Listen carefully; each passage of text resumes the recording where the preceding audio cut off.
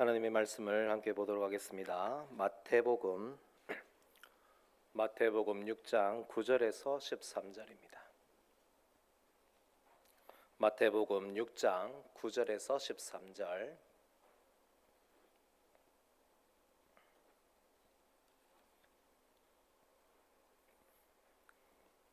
우리 한 목소리로 함께 읽도록 하겠습니다. 그러므로 너희는 이렇게 기도하라. 하늘에 계신 우리 아버지여, 이름이 거룩히 여김을 받으시오며 나라가 임하시오며 뜻이 하늘에서 이루어진 것 같이 땅에서도 이루어지이다. 오늘 우리에게 일용할 양식을 주시옵고 우리가 우리에게 죄 지은 자를 사하여 준 것 같이 우리 죄를 사하여 주시옵고 우리를 시험에 들게 하지 마시옵고 다만 악에서 구하시옵소서. 나라와 권세와 영광이 아버지께 영원히 있사옵나이다. 아멘. 하나님 나라의 확장 29가 계속해서 29가입니다. 그 중에 하나님 나라 백성의 기도, 오늘 이 시간에는 세 번째입니다. 주기도문을 우리가 지금 지난주에 이어서 보게 됩니다. 영상을 같이 볼까요?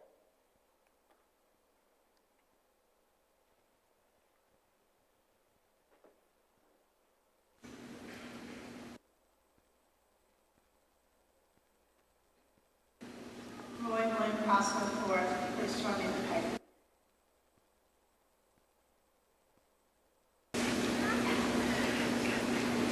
It's my pleasure to speak just a little bit about a valedictorian.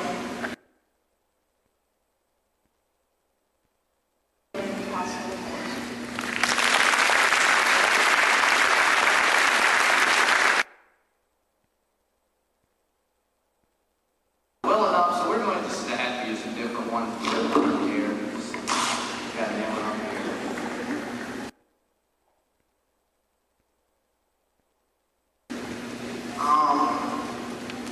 So I look out and see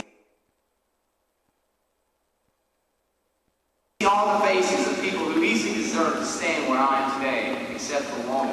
I'm just kidding. Your specialties are the same and they're different than mine. You are in heaven.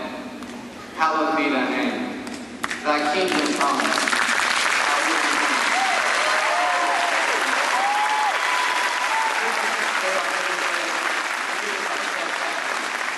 As we forgive those who trespass against us, lead us not into temptation, but deliver us from evil. For thine is the kingdom, the power, and the glory, forever and ever. Amen.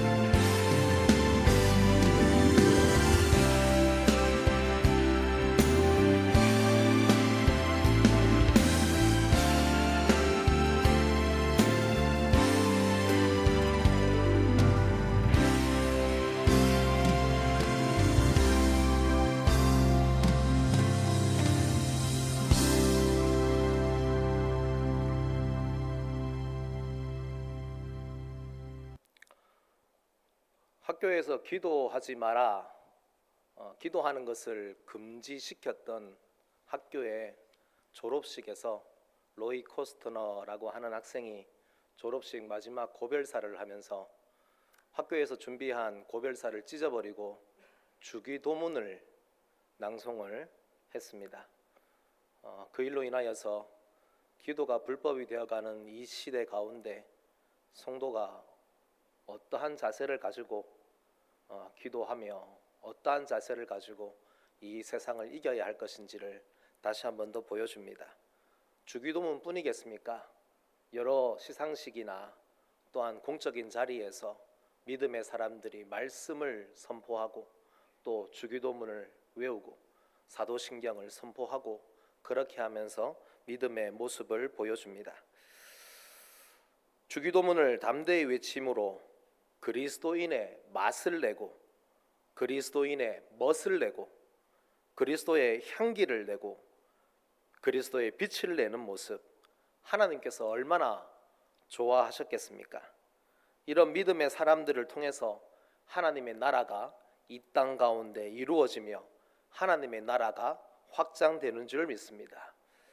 주기도문에 대해서 지금 배우고 있는데 여러분, 예전에 유초등부 학생들에게 이런 질문을 한 적이 있습니다. 얘들아, 주기도문이 뭐야? 라고 물었더니만 한 아이가 이렇게 말했습니다. 예배를 마칠 때 하는 기도요. 그러는 거예요. 한 번은 예배를 마치면서 다 함께 사도신경으로 신앙을 고백하겠습니다 라고 하니까 모두 다 이상하게 고개를 갸웃갸웃하면서 저를 이상하다는 눈빛으로 보는 거예요. 그러면서 기도 다 하고 다 마치고 난 다음에 인사를 하는데 한 집사님이 저에게 오더니만, 목사님, 사도신경은 예배 시작할 때 하는 거 아니에요? 예배 마칠 때는 주기도문으로 하고요.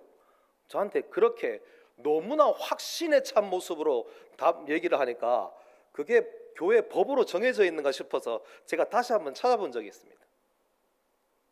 여러분, 주기도문은 예배 마칠 때 해야 됩니까? 사도신경은 예배 시작할 때 해야 됩니까? 어느샌가 모르게 주기도문이나 사도신경, 십계명도 마찬가지겠지만요, 예배 예식의 의식 중에 그 속에 갇혀버리고 있지 않는가. 지난 한 주를 되돌아 봤을 때에 여러분이 예배 시간 말고 평상시에 주기도문 입으로 기도해 보신 분 손 한번 들어 보십시오. 이러면 반칙인데. 예, 예배 시간 말고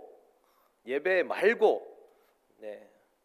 사도신경 고백하시는 분 계십니까? 우리가 예배 시간마다 십계명을 하나님 앞에 하는데 십계명,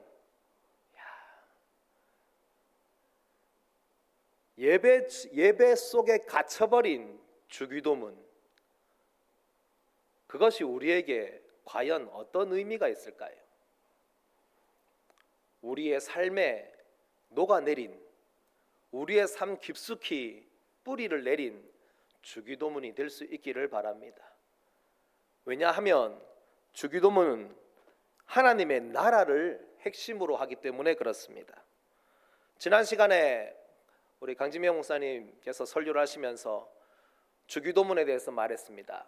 주기도문은 하나님을 위한 기도와 우리를 위한 기도, 이렇게 구성이 되어 있다라고 말했죠. 그리고 하나님을 위한 기도는 지난 시간에 강 목사님께서 하셨습니다. 오늘 우리를 위한 기도를 배웁니다. 그런데 우리를 위한 기도지만 실제로는 하나님 나라를 위한 기도입니다. 하나님을 위한 기도지만 하나님의 나라를 위한 기도입니다. 우리를 위해서 기도하는 것이지만은 실제는 하나님의 나라를 이 땅 가운데 나타내고 드러내고 하나님 나라의 영광을 나타내기 위해서 우리를 위한 기도를 하게 됩니다. 예수님께서는 우리를 위한 기도를 할 때 어떻게 하라고 하셨을까요? 첫 번째는요, 오늘 우리에게 일용할 양식을 주소서라고 이렇게 기도하라고 하셨습니다. 우리를 위한 기도 첫 번째는 일용할 양식을 주소서입니다. 일용할 양식이란 말은 말 그대로 하루 분량의 양식을 말하는 것입니다. 하루 살 수 있을 만큼의 분량이죠. 그런 양식을 주소서라고 그렇게 말합니다. 여러분에게 한 가지 물어볼게요. 여러분 정말 일용할 양식으로 살 수 있습니까? 일용할 양식으로 살 수 있습니까? 일용할 양식으로 만족하십니까?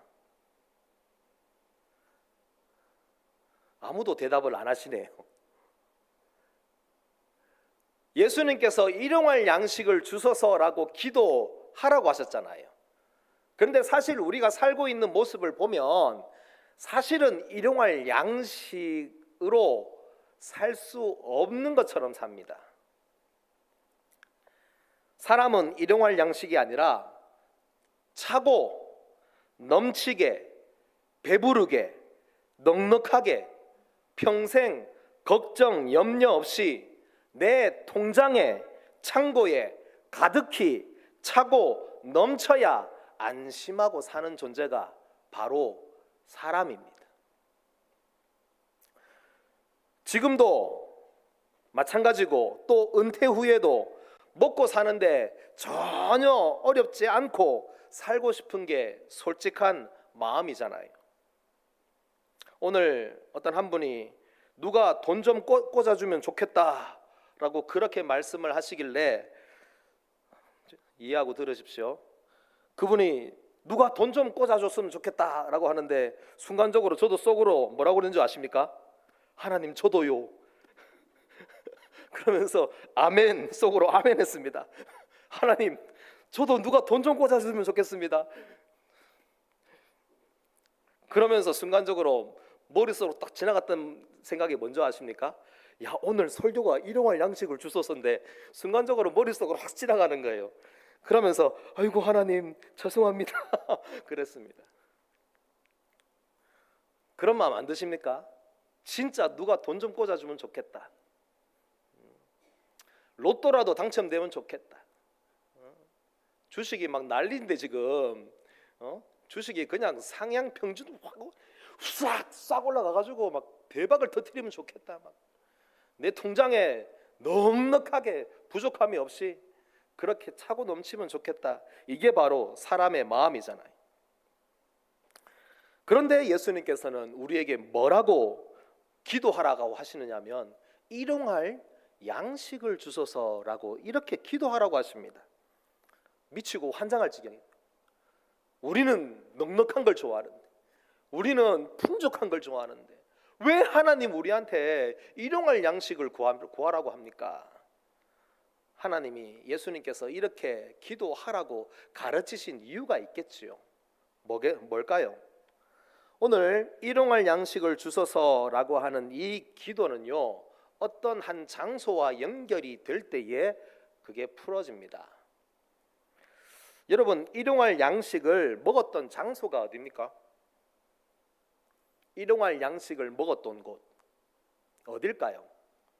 이스라엘 백성들이 반강제적으로 일용할 양식을 먹었던 곳이 있습니다. 바로 광야입니다. 그 광야 속에서 하나님의 공급하심으로만 살 수 있는 곳, 그래서 하나님을 절대적으로 의존해야만 살 수 있는 곳, 그 광야에서 바로 일용할 양식을 먹으며 사는 훈련을 하고 그 일용할 양식으로 사는 그 방법 그리고 그 습관, 영적인 힘을 얻어서 가나안 땅에 들어가서 그 땅을 정복했던 겁니다. 예수님께서 기도를 가르쳐 주시면서 일용할 양식을 구하라라고 기도하라고 하셨던 것은 예수님을 믿는 성도들의 삶의 특징은 바로 뭐라고요? 일용할 양식으로 하나님만을 바라보면서 하나님의 공급하심, 하나님이 내려주셔야지만 살 수 있다라고 하는 그 믿음 가지고 하나님을 절대적으로 의지하는 곳. 세상에 의지할 곳 많다라고 하지만 눈을 둘러보면서 내가 저기에도 의지하고 싶고 저기에도 의지하고 싶지만 저 사람에게도 의지하고 싶고 저 사람에게도 의지하고 싶지만 나는 오직 하나님 한 분만을 의지하며 살겠습니다. 나는 절대적으로 하나님만을 의존합니다 라고 하는 그 고백이 뭐냐 하면 일용할 양식을 주소서라고 하는 것입니다. 여러분, 다시 한 번 더 여러분에게 물어봅니다. 일용할 양식으로 살고 계십니까? 일용할 양식으로 하나님의 공급하심을 바라보며 살고 있습니까? 하나님이 채워주셔야지만, 하나님이 나에게 부어주셔야지만, 하나님이 나를 도와주셔야지만 하나님 저는 살 수 있습니다. 하나님 앞에 여러분 매달리고 있습니까? 그것이 바로 일용할 양식을 구하는 성도의 기도다. 그것이 하나님 나라 백성의 기도다라는 것입니다. 세상 사람들이 살아가는 방식대로 세상에서 얻을 수 있는 그것을 가지고 마음껏 풍요롭게 풍족하게 살아가는 세상의 방식으로 사는 사람은 절대로 하나님 나라를 보여줄 수 없습니다. 하나님을 보여줄 수 없습니다.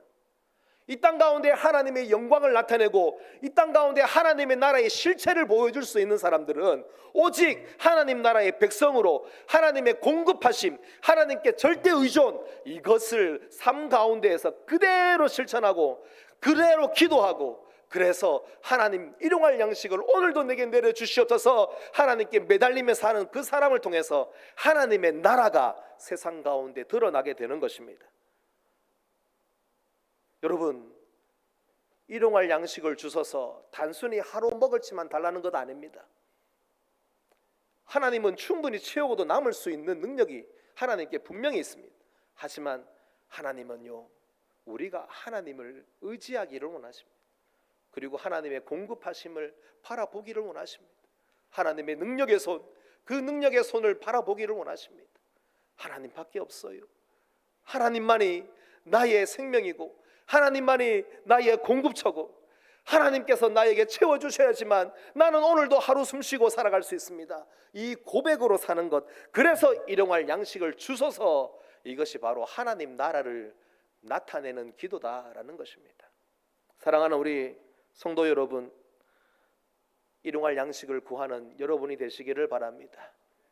정말 하나님 오늘도 내게 채워주소서, 오늘도 내게 먹여주소서, 하나님만을 절대 의존하며 살겠습니다 결단하는 우리 모두가 될 수 있기를 바랍니다.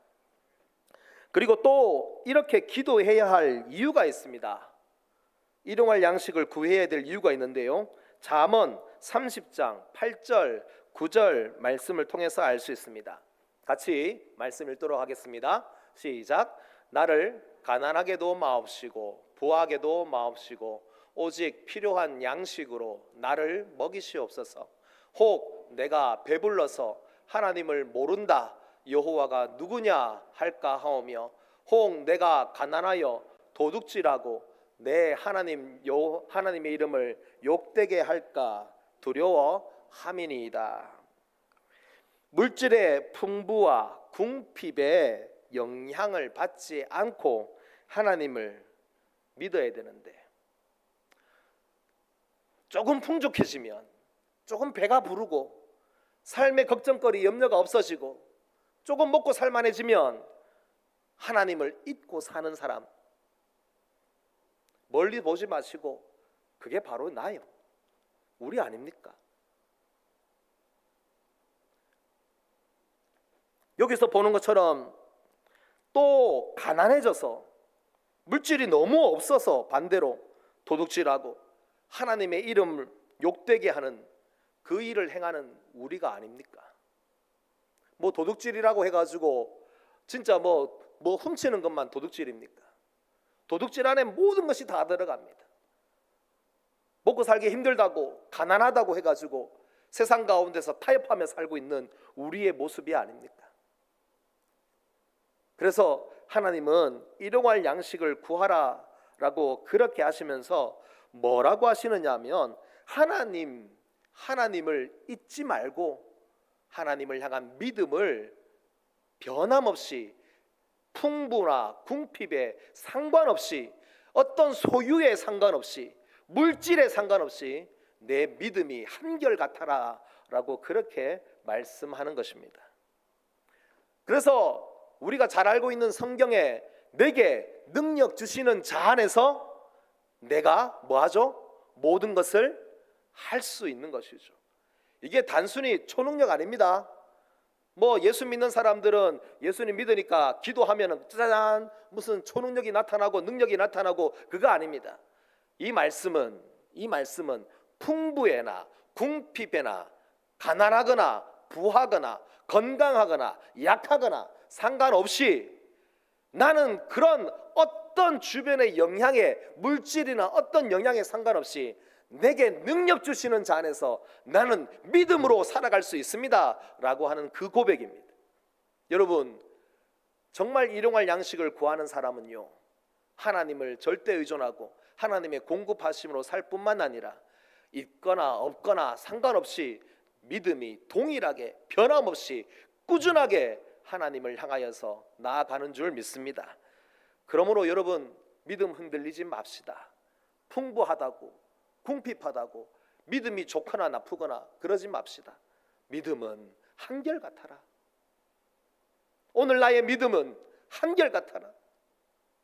변함없이 하나님이 나에게 변함없으셨던 것처럼 하나님이 한 번도 나를 거역하거나 배반하지 않으시고 하나님이 한 번도 나를 떠나거나 버리지 않으셨던 것처럼 언제나 나와 함께 하셨던 것처럼 하나님, 나도 하나님을 향한 믿음 조금 있다고 하나님을 잊거나 없다고 하나님 세상과 타협하면서 그렇게 사는 존재가 아니라 나의 믿음 변함없이 하나님 앞에 지키겠습니다.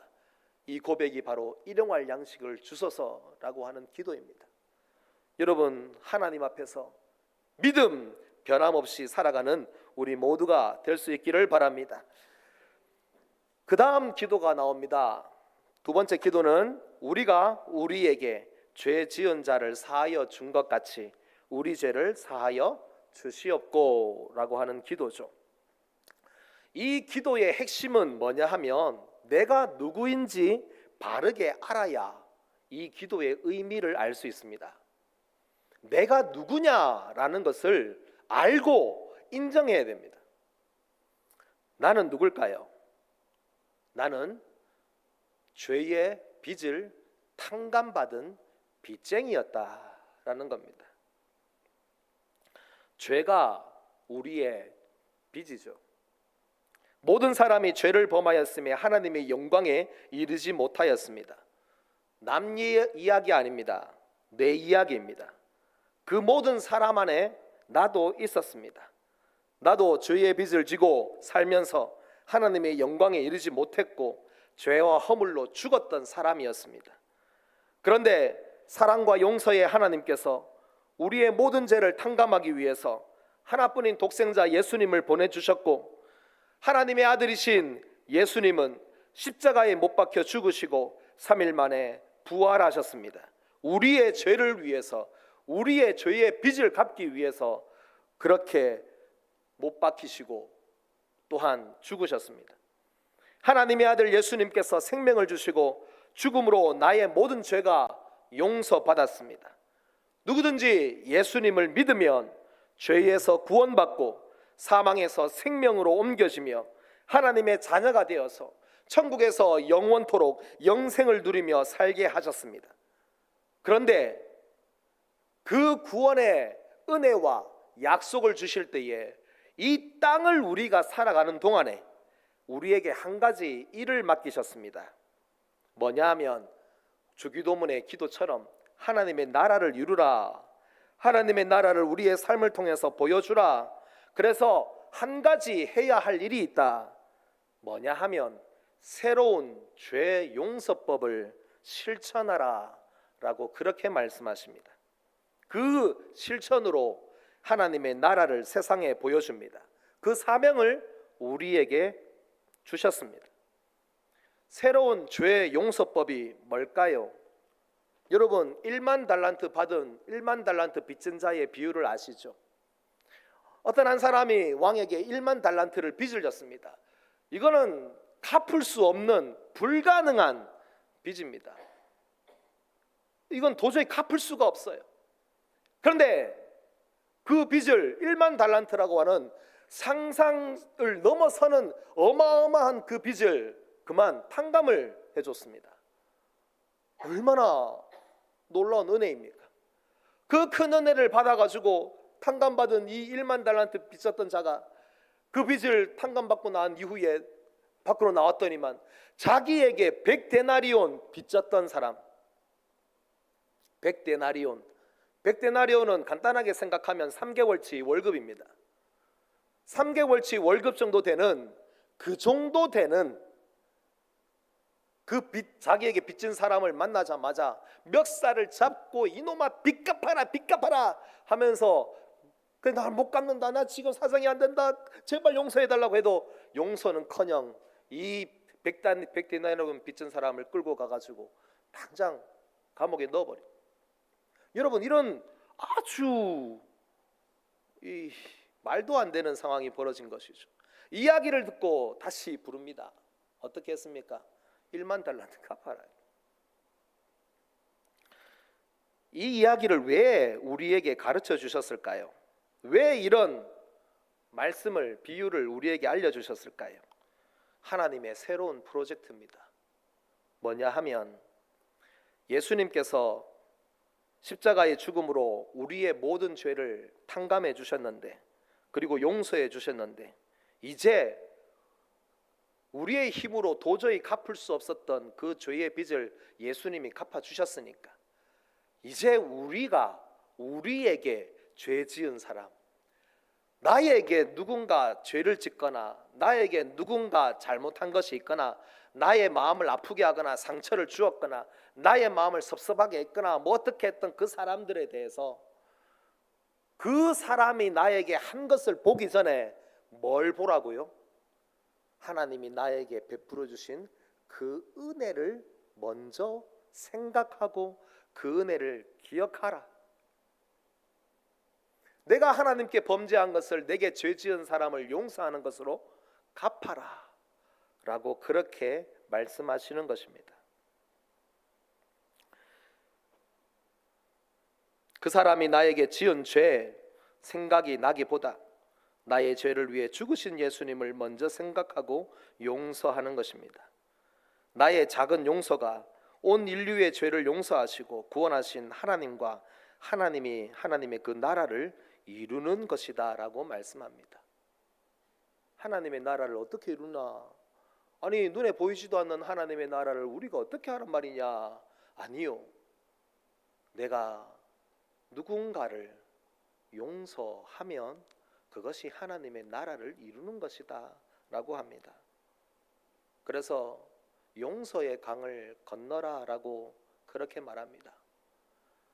참 어려운 숙제입니다. 참 어렵습니다. 용서의 강을 건너라. 왜 그렇게 해야 할까요? 마지막입니다. 여러분, 마지막 기도는 뭐죠? 우리를 시험에 들게 하지 마시옵고 다만 악에서 구하시옵소서. 다시 한 번 더, 왜 예수님이, 하나님이 우리를 용서하신 것처럼 우리가 용서해야 할까요? 용서하는 것이 나에게 유익이 됩니다. 용서하지 않으면요, 그 마음을 그대로 가지고 있으면 시험과 악에 빠지게 됩니다. 여러분, 그런 경험은 많이 해보셨을 겁니다. 누군가를 참 미워하거나 누군가를 참 싫어하면 내 마음과 생각 속으로, 내 입술로, 내 말로써 이 악한 감정이 응어리가 져가지고 계속 마음속으로 죄를 짓는 것을 볼 겁니다. 겉으로는 드러나지 않아요. 그런데 누군가를 참 미워하거나 누군가를 참 싫어하면 누군가 준 그 상처 때문에 계속 그것을 가지고 있으면 마음속으로 계속해서 죄를 짓고 또 짓고 악에 빠져가지고 살아갑니다. 해결되지 않습니다. 용서하지 않으면 하나님과의 관계에서도 문제가 생기기 시작합니다. 그런 경험 많이 해보셨을 거니까 말합니다. 조금 전처럼 누군가가 상당히 미워요. 너무 싫어요. 그 사람이 나한테 준 상처만 생각하면 소스라치게 놀래요. 정말 얼굴도 보기 싫어요. 그런데 목사님 강단에 딱 서가지고 말씀을 선포하시는데 하나님께서 주신 그 말씀이 그대로 선포되면 희한하게도 적용이 계속 어떻게 됩니까? 그 사람한테 가죠. 사랑해라 라고 하는 그 말 한마디만 들어도 아이고 그 사람 자꾸 사랑하라는 말처럼 들리고, 자꾸 하나님의 음성이 그쪽으로만 자꾸 들려요. 용서해라, 사과해라, 가서 손잡아줘라, 사랑해라. 싫은데요 하나님, 싫은데요, 싫은데요, 싫은데요, 꼴보기도 싫은데요, 막 자꾸 이러면서 하나님 음성을 자꾸 거절하게 됩니다. 또 거절하고 또 거절하고 또 거절하고. 하나님이 사랑하라 하는데 하나님께서 사랑하라는 그 마음은, 말씀은 머리로는 봤는데 마음으로는 이게 안 돼요. 그러니까 자꾸만 하나님과의 관계에 문제가 생겨요. 그러다 보니까 성령이 이끄시려고 하는데도 어떻게 됩니까? 성령의 이끄심도 거절합니다. 성령의 이끄심을 받지 못하면 우리의 삶은 망합니다. 성령이 나를 이끌어 가셔야 됩니다. 내 마음과 내 생각은 죄악 가운데 있기 때문에, 그래서 세상 가운데 빠져 있는 나에게 성령이 나를 이끌어 가시지 않으면 나는 어떻게 살아갈 방도가 없습니다. 그래서 성령이 나를 이끌어 가시도록 계속해서 순종하고 음성이 들리면, 하나님의 말씀을 받으면 그 말씀에 예 알겠습니다 하나님 하고 따라가면 순종하고, 그러면서 성령의 이끄심을 따라서 가게 됩니다. 성령의 이끄심을 따라가면 거기에 좋은 것이 있습니다. 그런데 그것이 안 돼요. 그렇게 되니까 어떻겠습니까? 자꾸 마음으로 거절하고 하나님과의 관계에도 문제가 생기기 시작합니다. 여러분, 하나님과의 관계를 깊게 만드는 것이 무엇일까요? 하나님과의 관계를 더욱 깊게, 더욱 친밀하게 하는 것이 무엇일까요? 예배일까요? 말씀입니까? 기도일까요? 기도를 많이 하면 하나님과의 관계가 친밀해집니까? 더 깊어집니까? 예, 그렇게 되겠지요. 그런데 사실은 가장 큰 은사인 사랑이, 그리고 그 사랑으로부터 나오는 용서가 하나님과의 관계를 더욱 깊게 합니다. 아무리 기도를 많이 해도, 아무리 말씀을 많이 봐도, 말씀과 기도로 아무리 살아도, 여러분, 사랑과 용서가 없이는 우리의 삶에 늘 걸림돌에 걸려들게 됩니다. 그래서 사랑은 참 어렵죠. 사랑은 너무 어렵습니다. 하지만 하나님은 우리에게 죄악에 빠지지 말도록 우리에게 무엇을 가르쳤습니까? 새로운 죄 용서법, 사랑해라. 오늘 우리에게 가르치신 것입니다. 여러분, 이렇게 사는 사람들을 통해서, 이런 기도를 하는 사람들을 통해서 하나님의 나라가 이 땅 가운데 이루어지는 것입니다. 사랑하는 우리 성도 여러분, 하나님의 나라를 이루는 우리 모두가 될 수 있기를 바랍니다. 새로운 죄 용서법을 기억하십시오.